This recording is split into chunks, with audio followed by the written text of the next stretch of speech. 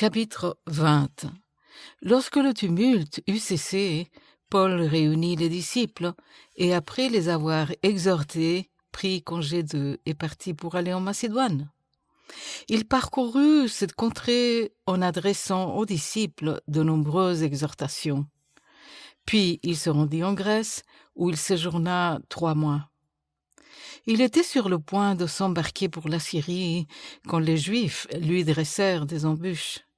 Alors il se décida à reprendre la route de la Macédoine. Il avait pour l'accompagner jusqu'en Asie Sopater de Bérée, fils de Pyrrhus, Aristarque et Second de Thessalonique, Gaius de Derbe, Timothée, ainsi que Tychique et Trophime, originaire d'Asie. Ceux-ci prirent les devants et nous attendirent à Troas. Pour nous, après les jours des pains sans levain, nous nous embarquâmes à Philippe, et au bout de 5 jours, nous les rejoignîmes à Troas, où nous passâmes 7 jours. Le premier jour de la semaine, nous étions réunis pour rompre le pain. Paul, qui devait partir le lendemain, s'entretenait avec les disciples, et il prolongea son discours jusqu'à minuit.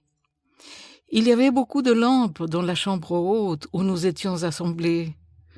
Or, un jeune homme nommé Eutychus, qui était assis sur la fenêtre, s'endormit profondément pendant le long discours de Paul. Entraîné par le sommeil, il tomba du 3e étage en bas. Et quand on voulut le relever, il était mort. Mais Paul, étant descendu, se pencha sur lui et le prit dans ses bras en disant « Ne vous troublez pas, car son âme est en lui. » Quand il fut remonté, il rompit le pain et mangea, et il parla longtemps encore jusqu'au jour.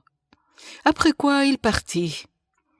Le jeune homme fut ramené vivant, et ce fut le sujet d'une grande consolation.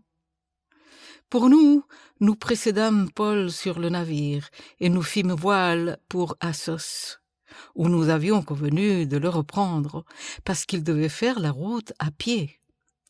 Lorsqu'il nous eut rejoints à Assos, nous le prîmes à bord et nous allâmes à Mytilène. De là, continuant par mer, nous arrivâmes le lendemain vis-à-vis de Chios.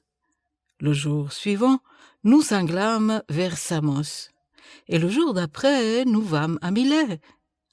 Paul avait résolu de passer devant Éphèse sans s'y arrêter, afin de ne pas perdre de temps en Asie, car il se hâtait pour se trouver, si cela lui était possible, à Jérusalem le jour de la Pentecôte.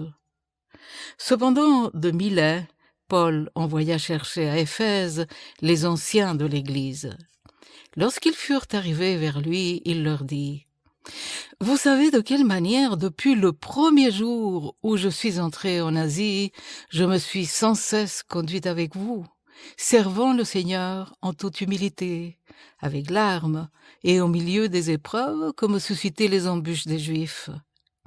Vous savez que je n'ai rien caché de ce qui vous était utile, et que je n'ai pas craint de vous prêcher et de vous enseigner publiquement et dans les maisons, annonçant aux Juifs et aux Grecs la repentance envers Dieu et la foi en notre Seigneur Jésus-Christ. Et maintenant voici, lié par l'Esprit, je vais à Jérusalem, ne sachant pas ce qui m'y arrivera. Seulement, de ville en ville, l'Esprit Saint m'avertit que des liens et des tribulations m'attendent.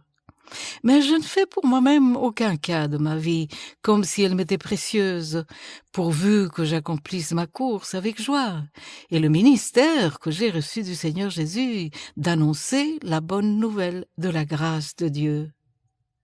Et maintenant, voici, je sais que vous ne verrez plus mon visage, vous tous au milieu desquels j'ai passé en prêchant le royaume de Dieu.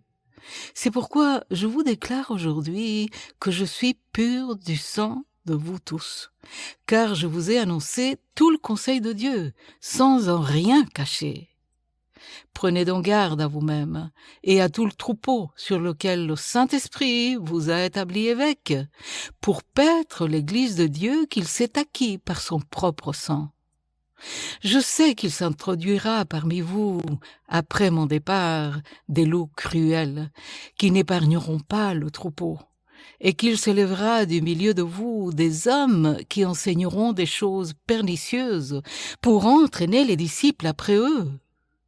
Veillez donc, vous souvenant que durant 3 années, je n'ai cessé nuit et jour d'exhorter avec larmes chacun de vous. Et maintenant, je vous recommande à Dieu et à la parole de sa grâce, à celui qui peut édifier et donner l'héritage avec tous les saints. Je n'ai pas désiré ni argent ni or, ni les vêtements de personne. Vous savez vous-même que ces mains ont pourvu à mes besoins et à ceux des personnes qui étaient avec moi. Je vous ai montré de toute manière que c'est en travaillant ainsi qu'il faut soutenir les faibles et se rappeler les paroles du Seigneur qui a dit lui-même « Il y a plus de bonheur à donner qu'à recevoir ». Après avoir ainsi parlé, il se mit à genoux et il pria avec eux tous. Et tous fondirent en larmes, et se jetant au cou de Paul, ils l'embrassaient, affligés surtout de ce qu'il avait dit qu'ils ne verraient plus son visage. Et ils l'accompagnèrent jusqu'au navire.